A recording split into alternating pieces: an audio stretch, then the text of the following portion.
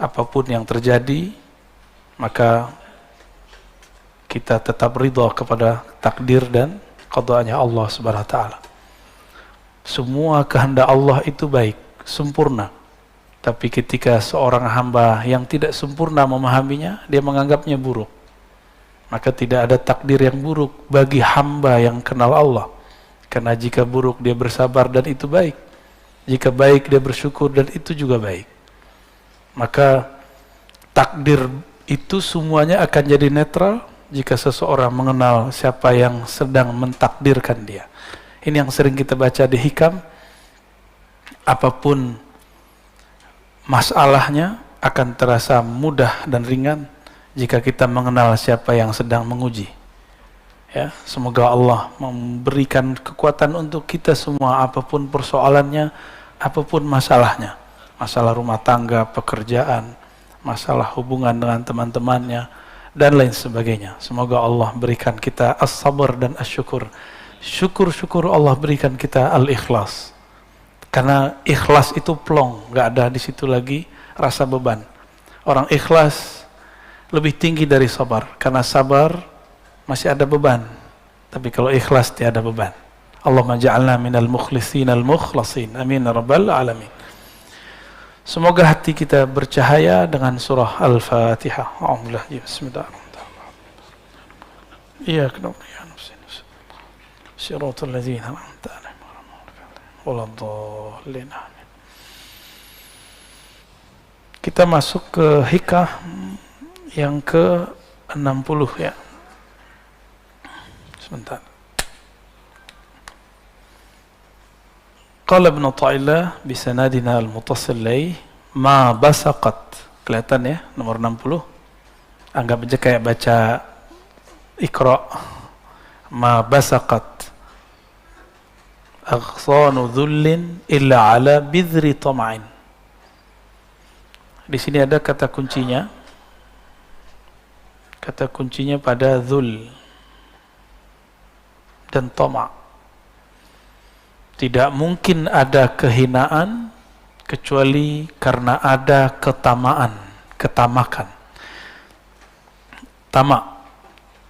Jadi tamak bahasa Arab bisa positif, berarti keinginan, bisa negatif, berarti keinginan yang berlebihan.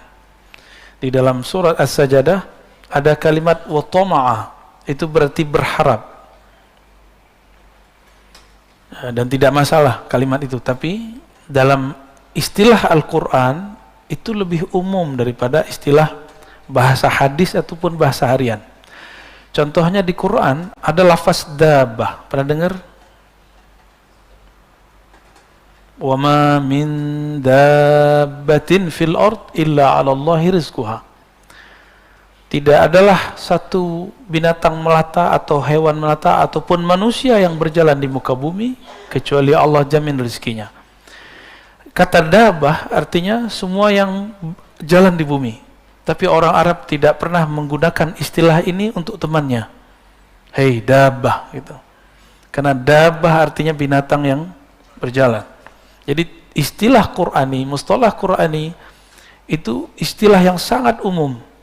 Nanti ulama akan berbeda pendapat. Nanti lain lagi di hadis. Baik. Kapan kehinaan akan muncul? Ketika ketamaan bersemi di dalam diri.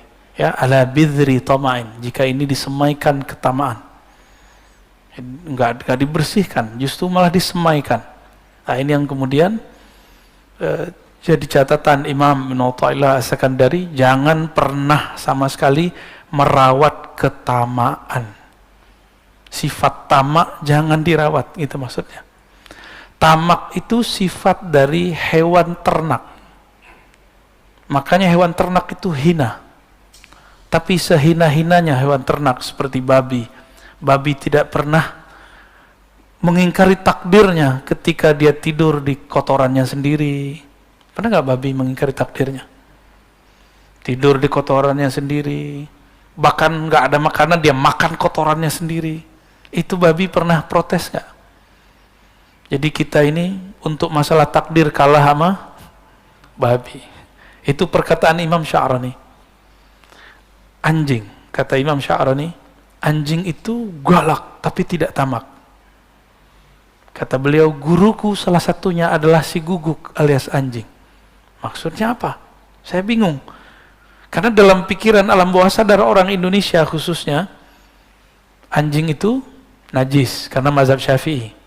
Tapi ternyata di mazhab Maliki tidak. Di mazhab Maliki anjing tidak najis.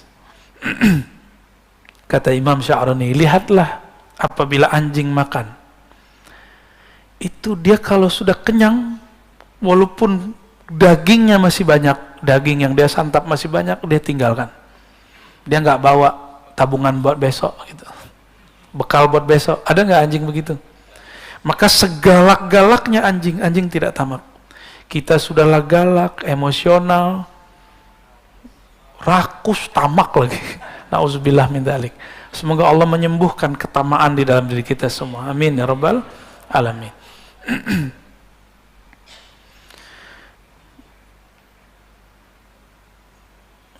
Kita masuk ke 61 ya.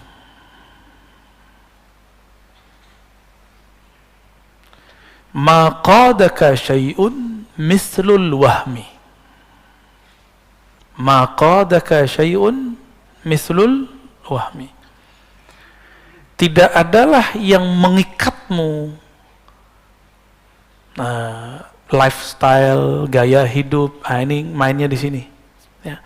Ma, tidaklah, qadaka, mengkaitkanmu, menarikmu, syai'un, sesuatu pun, mislul waham, yang lebih deras, lebih kuat daripada waham. Waham itu apa? Nah, ini kalau kita buat ilustrasinya,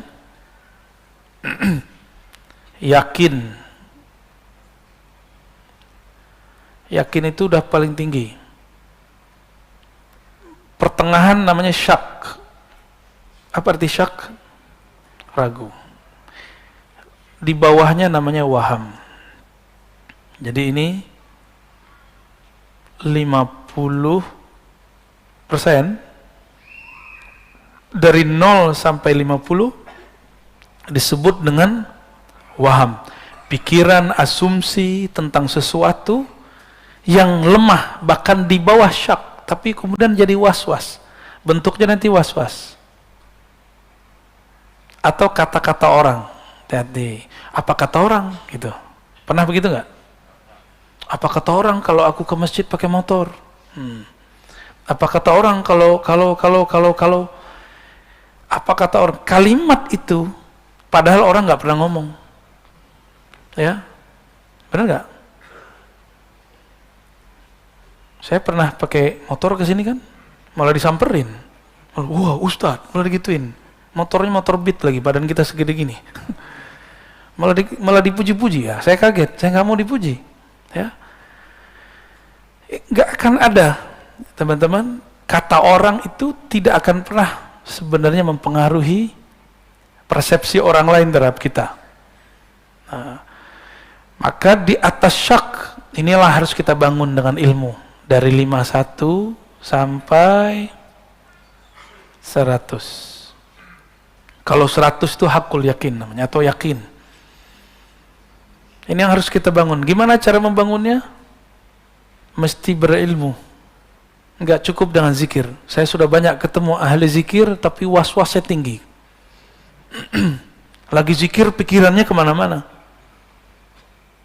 Kenapa? Karena kalau zikir main sendiri, kan pegang sendiri, hitung sendiri, sebut sendiri. Bingung apa yang mau dibayangkan. Kan Allah nggak boleh dibayang-bayangin.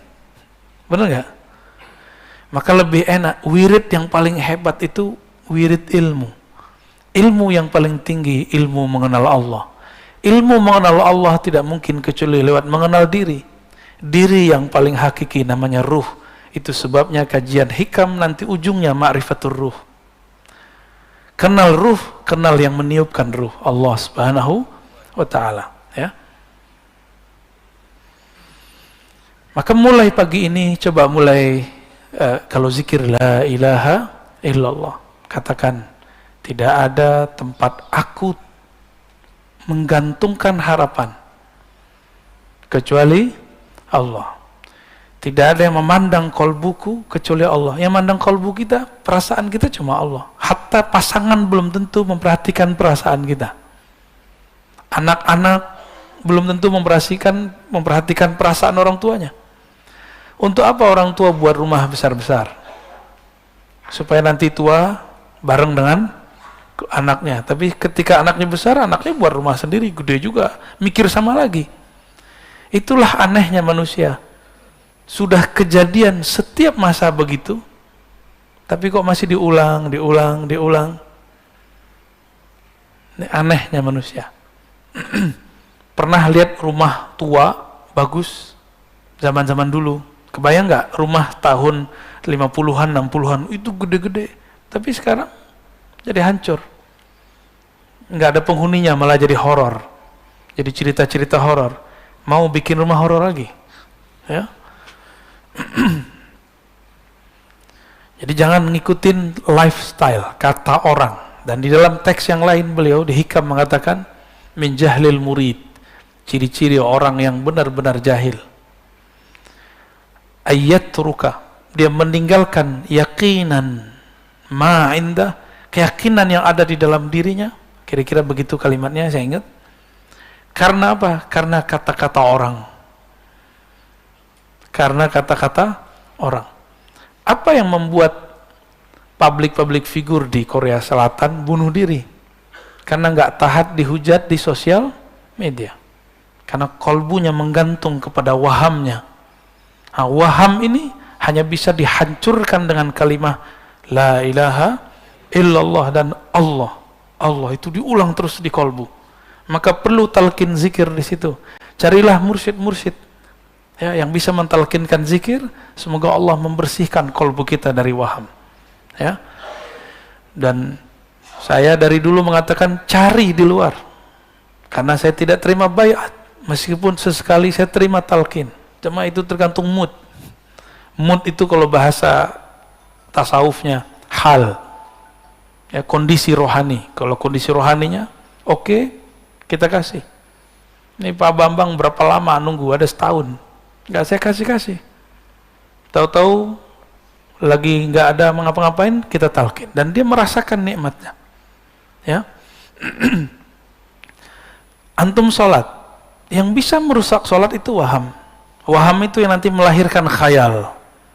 Khayalan ini yang mengganggu pikiran dalam sholat. Sholat, tapi kepikiran, motor dikunci apa enggak? Mobil dikunci apa enggak? Itu dari waham. Ya. Setannya ada tuh.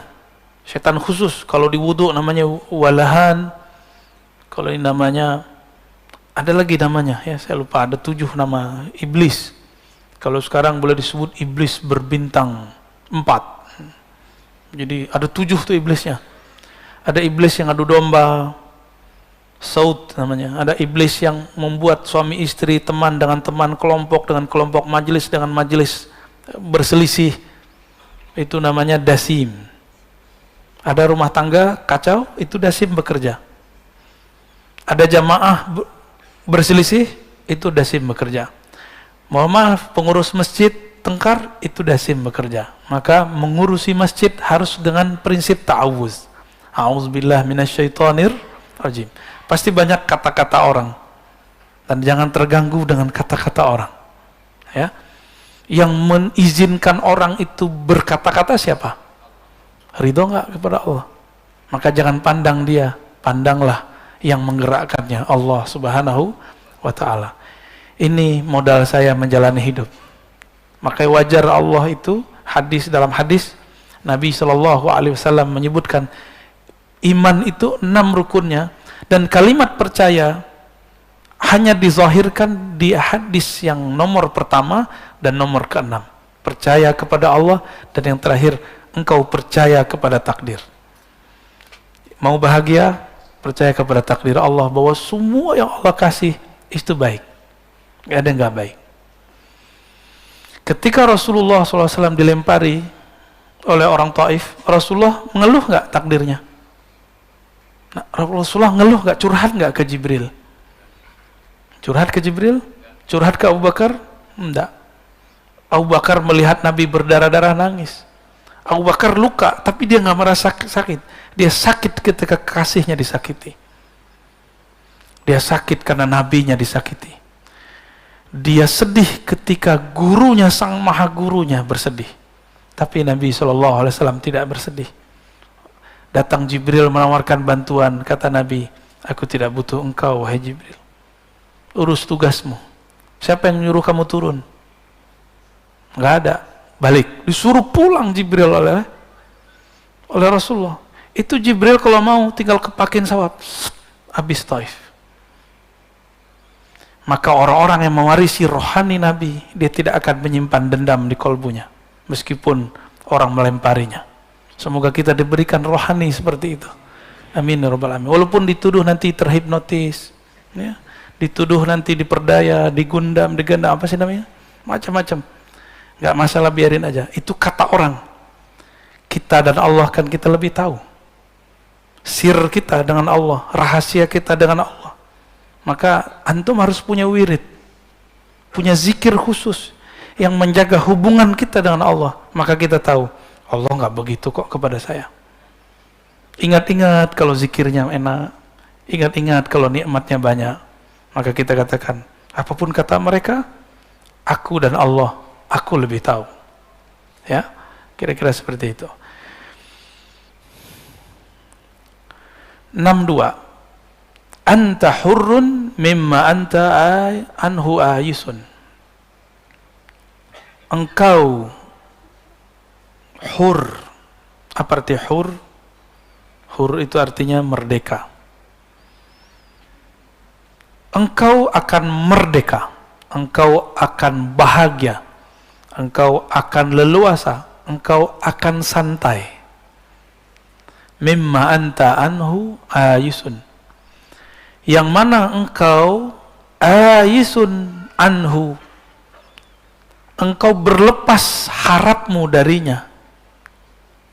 Maka orang-orang yang diperbudak oleh dunia, ketika dia ada harapan ke si dunia. Dunia itu ada harta, ada pasangan, ada anak, ada popularitas, apalagi ada pujian, pengen dipuji, takut dibenci. Itu semua dunia. Putuskan hubunganmu dengan semua itu di batinnya, maka engkau bahagia. Anta hurrun. Jadi kalau antum gak kuat dengerin kata-kata orang di sosial media, tutup sosial medianya. Tapi kalau kuat, biarin aja. Badai pasti berlalu. Rasulullah SAW kuat nggak dicaci maki oleh orang-orang kafir Quraisy? Apa kata orang kafir Quraisy? Rasulullah itu majnun. Majnun, ya. Kita tulis. Majnun ini bahasa yang menghina sekali. Gila, ketutup akalnya. Sahirun, jadi masih mending saya dituduh dihipnotis, Rasulullah dituduh penyihir. Ya, sahirum mubin. Rasulullah itu penyihir yang nyata.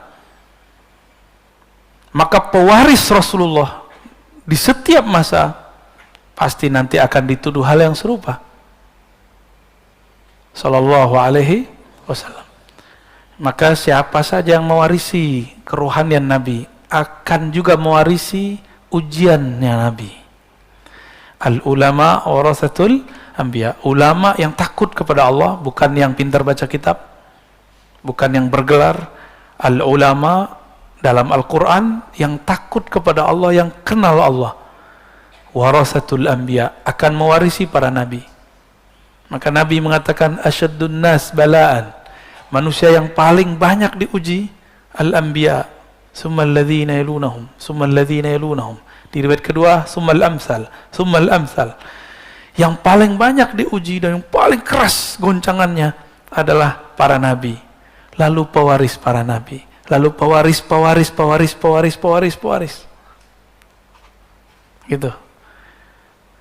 Siap berjuang. Ahlul Badar disebut apa? Disebut orang jobless, nyusahin orang, Ansor, itu Abu Hurairah dituduh budak perut, budak makan. Karena Abu Hurairah ini kalau diundang makan, doyan makan. Dia nggak ngerti kehidupan santri. Abu Hurairah ini kan santri Rasul. Ada yang pernah nyantri? Pernah tinggal di asrama? Giliran ada yang ngundang, gimana? Mahasiswa deh. Mahasiswa ngekos. Giliran ada yang ngundang, makan gimana? Balas dendam, perbaikan gizi. Ya benar, perbaikan gizi. Salah nggak Abu Hurairah makan banyak? Nggak salah. Justru yang ngundang seneng. Abu Hurairah santri Rasulullah makannya banyak. Alhamdulillah. Ya. Saya dulu kalau diundang oleh orang-orang yang ngundang saya makan tuh, kalau makan dikit malah dimarahin. Kamu nggak senang sama saya? Jadi kayak repot kita, Pak. Kita disiksa dengan banyak makan. Nabi disebut sahirun, Nabi disebut majnun. Nah, ketika kita lihat Nabi di kolbunya masih ada nggak sisi nafsiyahnya? Ini ngecek diri kita masih dominan nggak sisi ego? Bahasa Arabnya nafsiyah. Kalau kita tulis nafsiyah,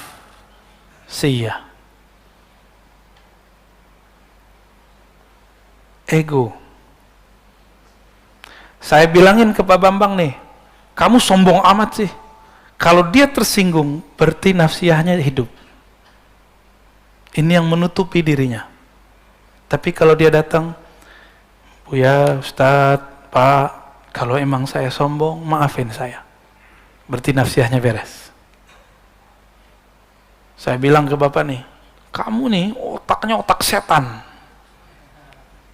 Kalau tersinggung, beneran itu. Beneran setan tuh. Tapi kalau kemudian, Tuan Guru, kalau betul dalam diri saya ada sisi syaitannya, tolong dibenerin. Gitu. Gimana Pak? Nanti ada orang ngata-ngatain antum, kamu belagu. Tersinggung nggak? Beneran belagu ente. Ya. Tapi kalau mengatakan, oh iya, maaf kalau saya masih dianggap belagu. Ya. Kita ini kan beda-beda tradisi Pak semua. Di kampungnya Bapak, di mana kampungnya Pak? Kediri. Orang Jawa Timur, beda adab dengan orang Sunda. Beda adab dengan orang Madura. Beda adab dengan orang Betawi, beda adab dengan orang Padang. Di kampung saya dulu Pak, sekarang udah mulai baik. Cium tangan tuh nggak ada. Adanya cium, cium pipi. Maunya.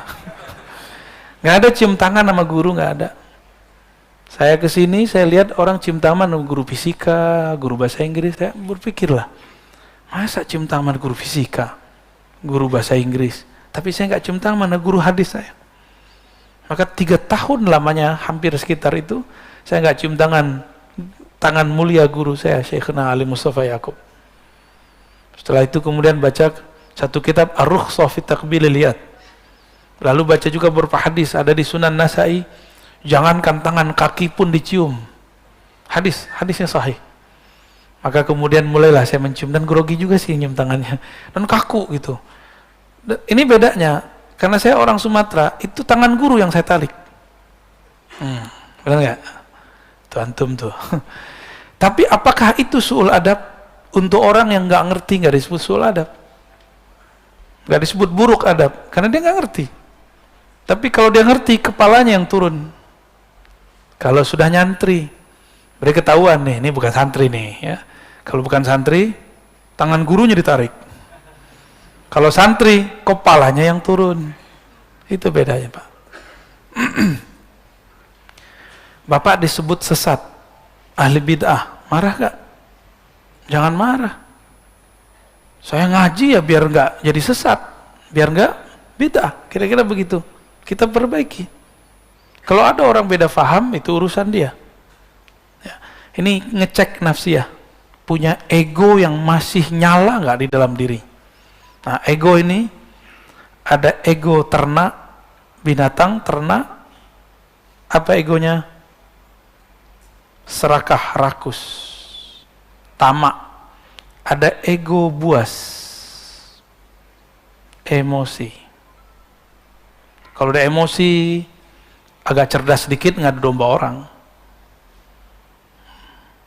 Maka coba lihat ya, di banyak majelis itu ada aja yang ngadu domba. Ya. Dan kita jangan terpancing. Kalau kita terpancing berarti ego kita sama jeleknya dengan ego dia. Belum namanya nafs, an-nafs al-mutmainnah. Jadi nafs ini ada 7 tingkatannya, masih ingat? Ingat gak?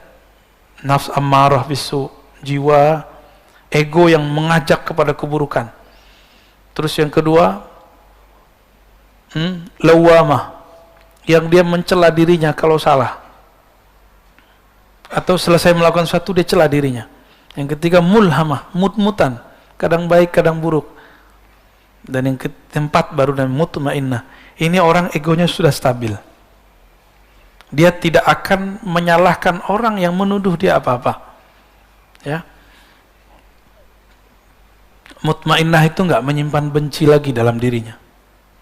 Ya. Bisa begitu enggak? Mulai-mulai ya. Belajar-belajar kita, sama-sama belajar. Saya pun masih belajar. Wa abdun, engkau itu akan menjadi budak. Abdun, budak. Lima anta lahu tami'un. Engkau budak terhadap sesuatu yang engkau rakus terhadapnya, engkau tamak terhadapnya. Semua kita tamak, pengen punya duit banyak, benar nggak? Benar?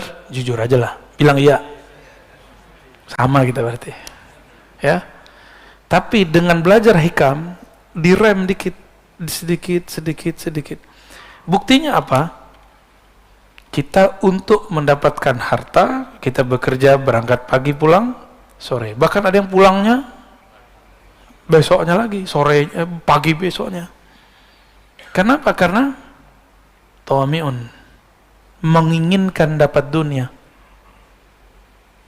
Antum kira teman-teman yang menghibur kita di TV, selebriti, para artis, komedian itu bahagia? Belum tentu dia bahagia. Walaupun dia bisa bikin orang ketawa, bisa jadi dalam dirinya ada masalah yang sangat banyak.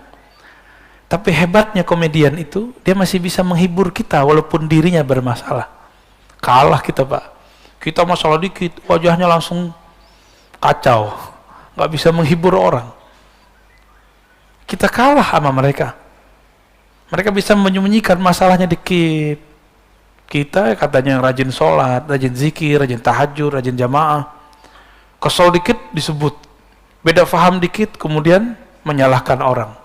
Nauzubillah min dzalik.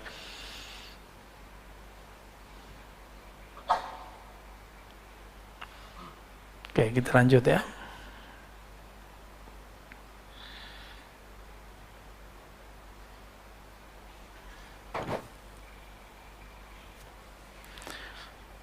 Man lam yuqbil 'ala Allah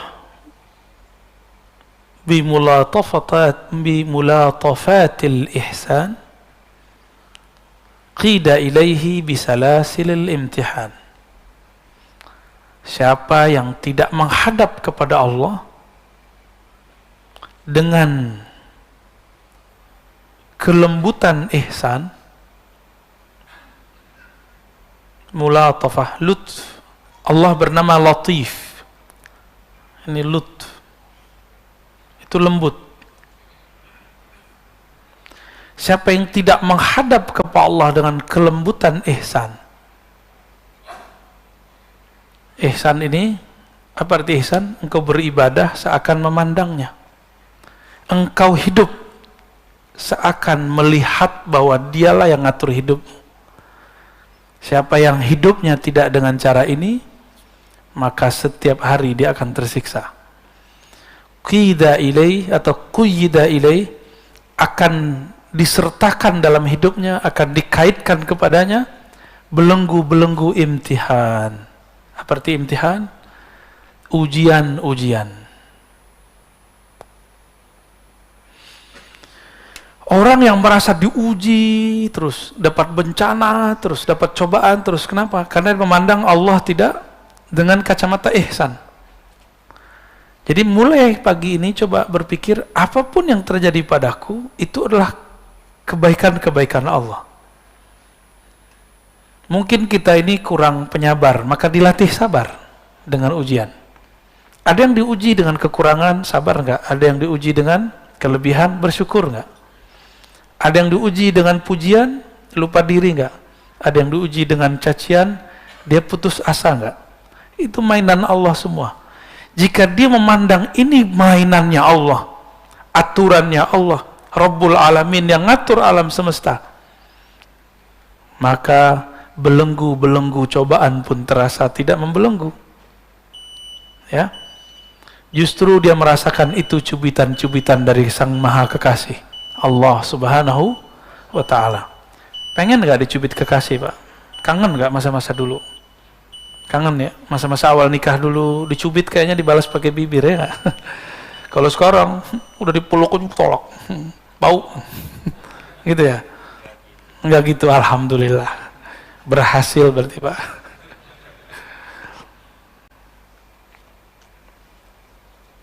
Kalau kawan-kawan kayak ahbab tabligh itu, kalau di rumah itu sudah mulai suntuk, khuruj dulu. Pulang-pulang rindu seperti orang baru menikah lagi. Tuh bisa belajar sama teman-teman tabligh, Pak ya. Man lam yashkurin ni'am faqad ta'arrada li zawaliha. Siapa yang tidak mensyukuri nikmat-nikmat. Ni'am itu nikmat-nikmat, jamak dari ni'mah. Faqad ta'arrada li zawaliha. Dia sedang menantang Allah untuk menghilangkan nikmat itu. Nikmat itu jangan dibayangin duit doang. Ini kebanyakan kita mikirin duit, rumah, apalagi sehat. Enggak, semuanya. Apa aja. Ilmu ini nikmat gak? Nikmat gak? Bersyukur itu berterima kasih. Bahasa Arabnya syukur. Terima kasih itu bahasa Indonesianya. Lam yashkurillah ma lam yashkurin nas. Tidak disebut berterima kasih, bersyukur kepada Allah kalau belum berterima kasih kepada guru, kepada orang tua, kepada teman, kepada pasangan, kepada anak, kepada semua yang pernah berjasa dalam hidup kita. Gitu, ya. Maka saya sendiri berterima kasih kepada orang yang menegur saya. Inilah manhaj Imam Al-Ghazali. Imam Ghazali mengatakan, jika engkau tidak ketemu mursyidmu, karena mursyidmu mungkin tidak setiap hari, maka lihatlah musuhmu. Musuhmu paling kenal dengan aibmu. Musuhmu paling kenal dengan aibmu. Jadi bersyukur ada musuh. Nikmati. Musuh itu adalah lisannya guru yang agak galak. Ya, kalau pernah dimarahi guru nggak? Pengalaman saya, setiap kali saya ridho dimarahin guru, itu berkah dan sampai hari ini. Dulu cara baca kitab saya dimarahin guru saya, dan guru saya kakak kelas. Kamu nih baca kitabnya kayak orang bego gitu. Waduh, emang saya bego, Kang? Bimbing saya, Kang. Nggak pernah dibimbing saya. Tapi besok ujurumiyah khatam dari maghrib sampai isya. Ulang lagi, diulang begitu. Efeknya ilmu gramatikal menjadi hafal. Karena ada yang bilang saya bego. Tuh, nikmat nggak? Coba nggak ada kakak kelas saya ngomong begitu dulu. Alhamdulillah. Dulu ada yang nyindir saya. Kalau ada di pesantren ini nggak cium tangan kiai kita, berarti orang sombong. Kan kita nggak ngerasa sombong, cuek aja. Ternyata yang maksud saya. Ya, alhamdulillah. Jadi kita bersyukur ada orang-orang hater, ya. Jadi antum nih, kalau mengerti bab itu, silakan main sosial media. Silakan main apa aja di sosial media. Nggak akan terpancing. Tapi terpancing emosinya sekali, berarti antum belum berhak main di situ. Itu yang dikabarkan dulu oleh Maulana Syekh Hisham Kabbani. Nanti beberapa tahun ke depan akan muncul sosial media. Beliau menyarankan murid-muridnya tidak sibuk main itu. Karena nanti orang tengkar tanpa melihat, orang berprasangka tanpa tabayun. Bener nggak sekarang? Cukup dapat postingan kawannya, dia kemudian posting ulang. Dia cuma dengar dari selentingan dari kawannya, dia ulang. Hatta sekelas ulama pun begitu. Gimana awamnya? Gimana masyarakat umumnya? Ini akhir zaman. Mohon dimaklumi. Ya. Itu yang dikalamkan dulu oleh Maulana Syekh Syam Kabbani, ya, murid Syekh Nazim. Wa man syakaraha, siapa yang mensyukurinya, mensyukuri nikmat, termasuk nikmat ditegur orang, nikmat dibenci orang, bahkan nikmat dipuji orang. Bahwa nikmat ini siapa yang ngasih? Allah. Jadi ketika ada orang muji kita, anggap saja itu reward sebelum nanti di akhirat. Jika ada orang mencaci kita, anggap saja itu teguran Allah supaya kita tidak tersesat. Gampang toh? Ya, bisa nggak begitu? Ya. Maka kita nggak perlu capek-capek membalas-balasi orang di sosial media. Antum ini kan capek-capek, balesin. Lelah hidup begitu. Fi tughyanihim ya'mahun. Ya. Karena itu berlebihan, tughyan itu berlebihan. Ya'mahun akan terombang-ambing, gelisah setiap hari. Coba hentikanlah. Kalau ego belum beres, hentikan dulu itu. Ya. Nabi Sulaiman punya harta yang sangat banyak. Apakah merusak kalbunya? Karena nafsiyahnya sudah beres. Nabi Isa, Nabi paling miskin, padahal paling sakti. Selain Nabi Muhammad, yang paling sakti Nabi Isa, Nabi Musa. Nabi Musa belah laut. Nabi Isa, orang matinya hidup. Tapi Nabi paling miskin. Tapi beliau berubah nggak suasana kalbunya kepada Allah? Nggak pernah berubah. Paham maksud saya? Nah, Nabi Muhammad tuh diberikan dua itu sekaligus. Kadang susah, kadang senang, dan itu tidak merubah beliau. Kadang dipuja-puji, kadang dicaci maki, dan itu biasa. Kadang beliau banyak pengikut, kadang tidak.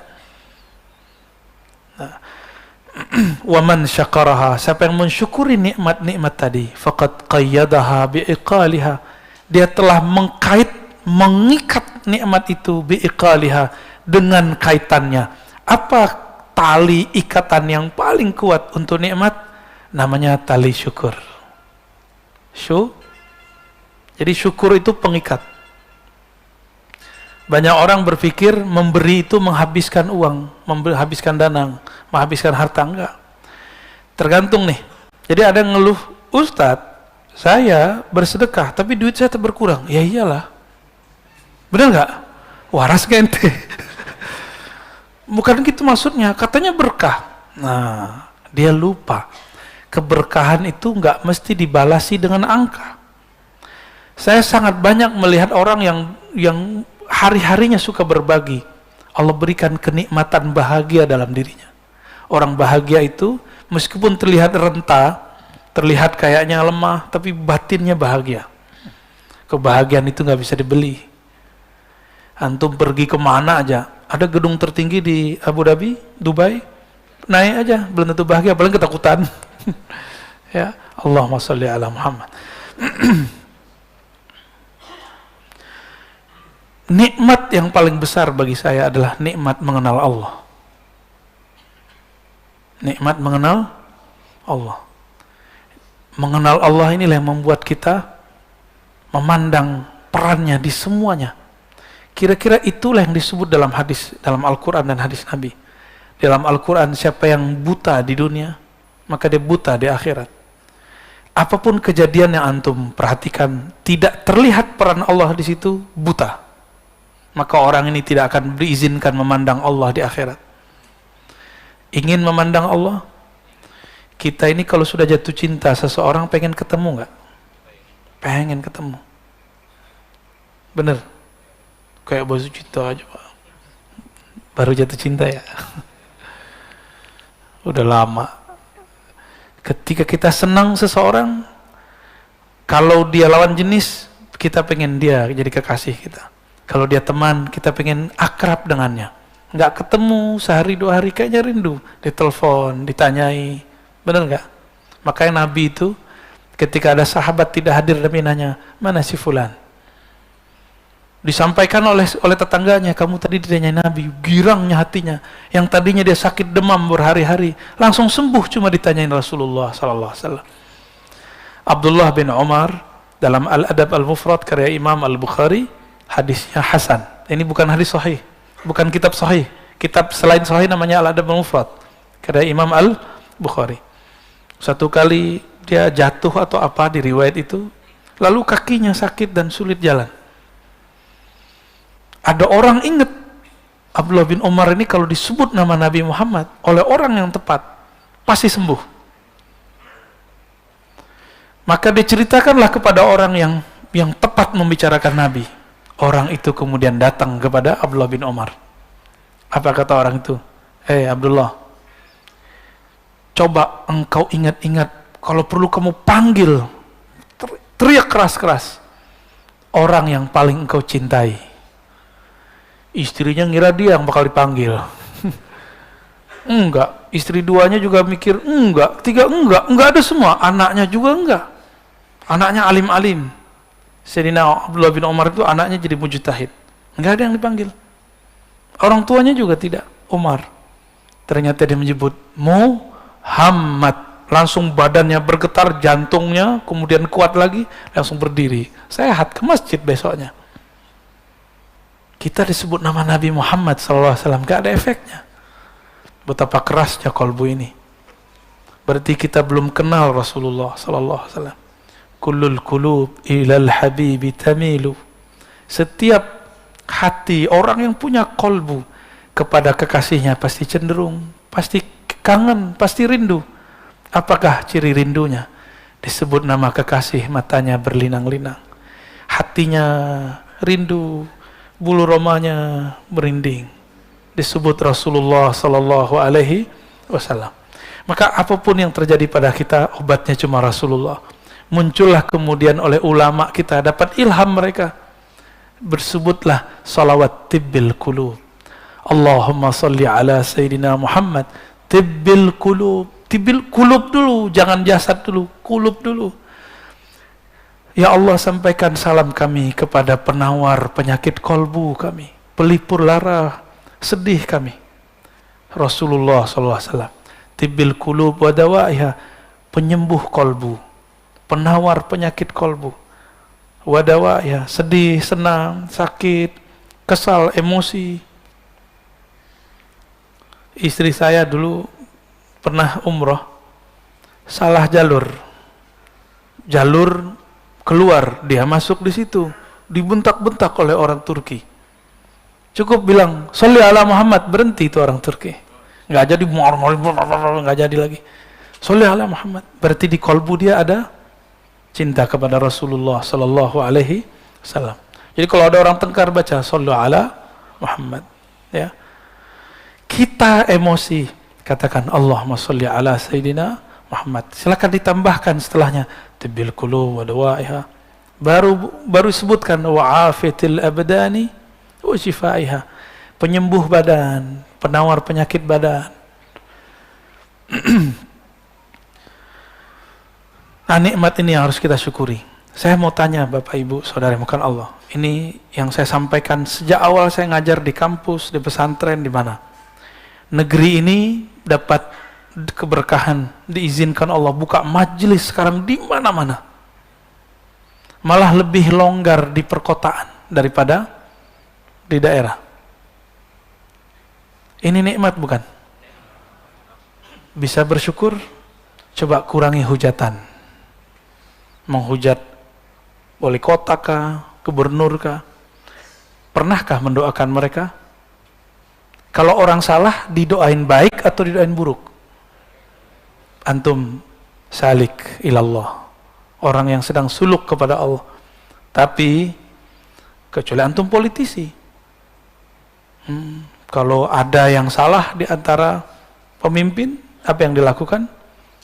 Dikompor-komporin terus. Kita bukan politisi, kita ini rakyat. Nikmat jadi rakyat adalah negeri yang aman. Sekarang di Suriah tidak bisa buat pengajian seperti ini. Ada cuma kota Damaskus, itu pun hati-hati. ayah dari guru saya, Syekh Muhammad Sair Ramadan Al-Buti, dibom lagi ngaji. Maka jangan pernah membiarkan ada pemikiran-pemikiran yang tidak mensyukuri nikmat kedamaian ini. Itu yang mereka ingin memberontak. Ya, beda politik silakan, mengkritik boleh, tapi jangan sampai ada pikiran memberontak. Saya husnuzon kepada orang-orang yang banyak mengkritik pemimpin kah siapa, dia tidak berniat untuk memberontak, tapi niatnya cuma ingin baik, mungkin caranya kurang baik. Kita ditegur orang, caranya nggak baik, terima nggak? Susah terimanya, karena nafsiyah kita belum beres.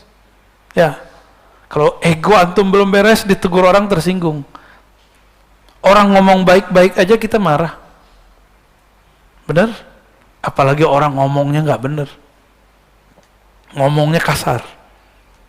Nah, saya berharap kalau sudah ngaji hikam, kelembutannya sudah ada sampai ke lisannya. Amin ya Rabbal. Maka yang punya sosial media, buat status-status yang rahmah, yang penuh kasih sayang. Jika mengkritik pun mengkritik dengan kasih sayang. Jika ingin menegur pun menegur dengan kasih sayang. Kita ini nggak ada yang suci. Antum jadi mereka belum tentu benar. Ya. Maka jangan kemudian mencaci maki orang, mengata-ngatain orang, lupa dengan diri sendiri. Mengkritisi orang, lupa mengkritisi diri sendiri. Ya, nauzubillah min zalik. Sudah atau belum? Cukup ya? Gimana, Pak Bambang? Saya tutup dengan hikmah ini. Ya. Khaf min wujudi ihsanihi ilaik. Takutlah terhadap wujud ihsanihi ilaik. Kebaikan-kebaikan Allah kepadamu, tetapi engkau selalu durhaka kepadanya. Kita ulangi terjemahannya. Khaf, takutlah engkau dari banyaknya kebaikan Allah, dari selalunya Allah berbuat baik kepadamu, tapi engkau selalu durhaka kepada Allah. Ayyakuna dzalika istidrajan lak. Siapa tahu nafas yang masih engkau pakai, ilmu yang masih engkau pahami, istidraj, bukan lagi nikmat tapi istidraj. Apa beda nikmat istidraj? Kita sudah sering bahas. Nikmat itu bertambah pemberian, bertambah ketaatan, ketulusan, bertambah baik egonya. Sedangkan istidraj bertambah nikmat, bertambah ilmu, bertambah pemberian Allah, bertambah jumawa, bertambah sombong, bertambah lupa diri. Ya. Maka Allah mengatakan di Quran, sanastadrijuhum min haitsu la ya'lamun. Kami akan istidrajkan mereka. Kami beri mereka, tapi mereka tidak sadar dengan pemberian itu, lalu mereka justru durhaka dengan itu. Min haitsu la ya'lamun, tanpa mereka sadari. Semoga Allah jaga kita dari istidraj. Semoga Allah berikan kita rasa syukur sehingga pemberiannya disebut nikmat. Allahumma ja'alna minasyakirin. Ya Allah ya Syakur, salli ala Sayyidina Muhammad Sayyidis Syakirin.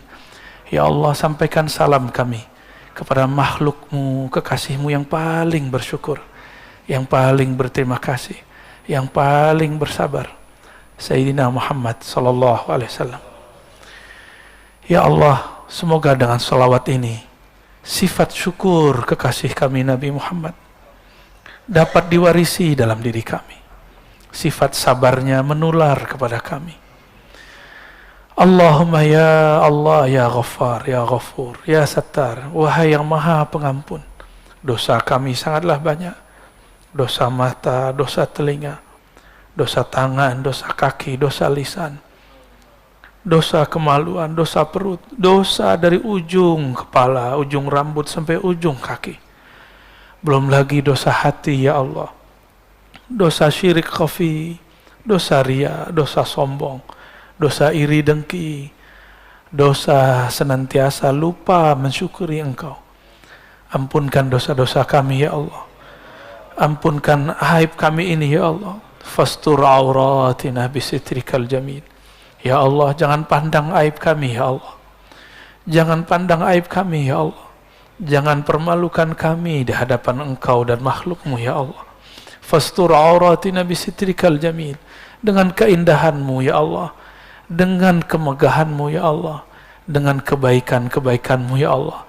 Maka balutlah kami, hiasilah kami dengan kebaikan-kebaikan-Mu, sehingga aib kami tidak terlihat di sisi-Mu. Allahumma ya Allah, ya muqallibal qulub. Wahai yang membolak-balik hati ini. Hati kami berubah-ubah, ya Allah. Kadang baik, kadang bersyukur, kadang lupa bersyukur. Kadang ingat Engkau, kadang lupa mengingat Engkau. Apalagi sholat kami, ya Allah, jarang sekali khusyuk, ya Allah. Apalagi terhadap nikmat-Mu, ya Allah, jarang bersyukur, ya Allah. Maka ampuni kami, ya Allah. Tetapkan kolbu ini menjadi kolbu hamba yang bersyukur. Abdan syakura. Wasabbit qulubana ala dinika wa ta'atik. Allahumma ya nur, wahai pemilik cahaya, kolbu kami dipenuhi noda-noda kegelapan. Otak pikiran kami dipenuhi dengan was-was dan prasangka. Badan kami dipenuhi dengan lumuran dosa. Dengan cahaya-Mu, ya Allah, maka bersihkan kami, terangi kolbu kami. Bihaqqi nabiyina Muhammad sallallahu alaihi wasallam. Allahumma rabbana atina fid dunya hasanah wa fil akhirati hasanah wa qina adzaban nar waj'al sayyi'atina sayyi'at man ahbabta. Allahumma salli ala sayyidina Muhammad wa ala ali sayyidina Muhammad walhamdulillahi rabbil alamin. Assalamualaikum warahmatullahi wabarakatuh.